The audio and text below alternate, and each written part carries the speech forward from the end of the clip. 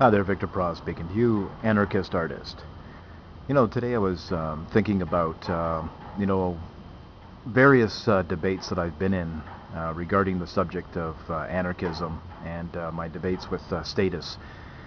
It's interesting to note when I think about it is that most of my experience has been such that whenever I'm debating these topics, I do find basically a quasi intellectualism uh, covers the debate for the first part of the debate, and I notice quickly that it dissolves into personal attacks. So the pretense of intellectual discourse, usually moth-eaten, trotted-out arguments that have been refuted, hundreds and thousands of times. It's interesting to see how philosophical discourse is cyclical, and it's like on a spinning wheel, a hamster spinning wheel that goes around and around and round.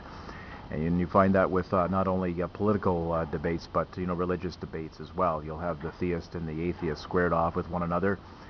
And how many times throughout history has it been, maybe practically a large portion of around the globe throughout history has always debated this topic. And let's say you have the atheist and the theist, and the theist will always defend the case by appealing to the uniformity of nature, and the atheist will counter the argument from design and effect, which has never been reasonably responded to. But there's the argument, and there's a counter argument, and you find this spinning around and around and around. And I found that to be the case in the last 30 years, I guess, of being somebody who is well-read and intellectually active, I guess you could say. I find the same case with politics. The arguments against anarchism. The free market and corporatism, and we have to be protected by from the evil industrial capitalist, and there's lousy, rotten people, and there would be chaos, and there would be moral degradation, a complete collapse of the society if it wasn't for the restraining power of government. And of course, the anarchist argues counter that, saying that if human nature is so besotted, well, the ruling elite are also human beings, don't they? Have this thing called human nature, and it goes, round and around and around, and I find that there's been no reasonable counter arguments to that of anarchism. I know I made a big leap on that one, though, but as far as I'm concerned, just as I've heard all the arguments for the existence of God and the supernatural, none of them can hold a sprinkle of water or a ton of water. The same goes for the status. Okay, they're just religionists of a different sort. But I know I've noticed, though, in intellectual discourse that the usual arguments, the dust-ridden, moth-eaten, decaying arguments are always trotted out over and over. And it just, I get tired of debating the same thing over and over again. I find myself debating on forums and on Facebook or whatever, and somebody will trot out the usual garbage, and then when I don't respond, it's just like, oh, you haven't got an answer, huh?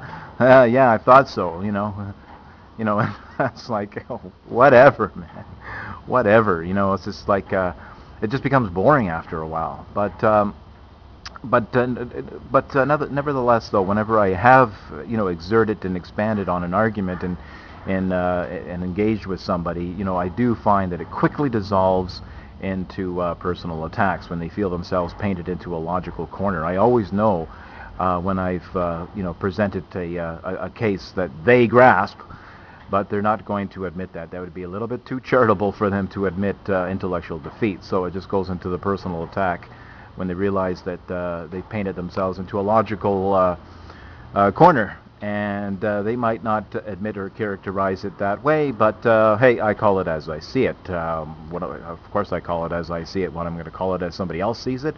I can only perceive things through my own mind.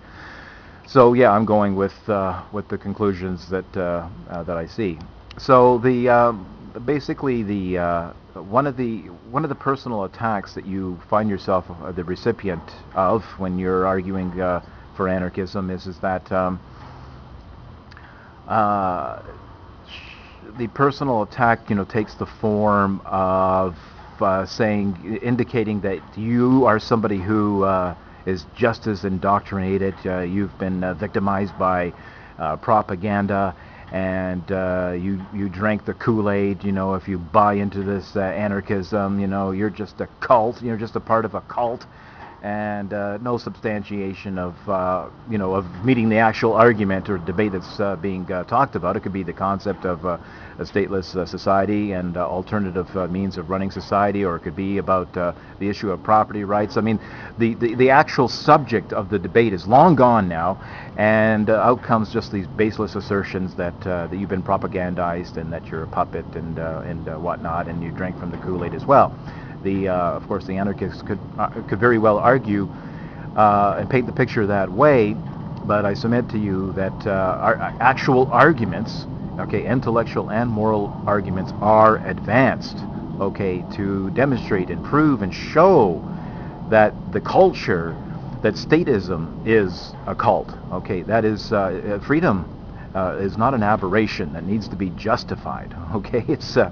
It's primary. What needs to be defended, and will always fail miserably, morally speaking, is initiating physical violence against individuals. It's not the anarchist that is initiating violence. He's calling for the stop of it. He's not making any positive claims in the sense of having to demonstrate that the lack of force is something that is moral. Because once you introduce force, you completely removed the moral element from society and from the interaction in between all parties involved. And I do agree with Ayn Rand that morality ends where a gun begins. Once you remove choice from the scenario, you've immediately evicted morality from the consideration. So it is the anarchist who is taking the high moral ground.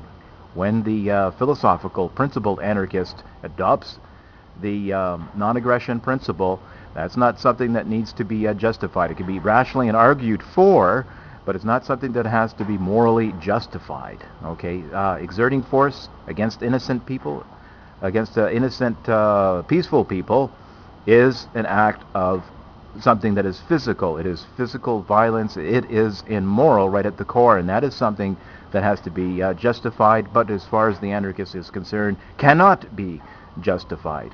So I just wanted to state that case, and to let you know that for those who adopt this point of view, or have come to this conclusion, that morality is on your side. Thank you. Victor Pross, anarchist artist, Pop Goes the Culture.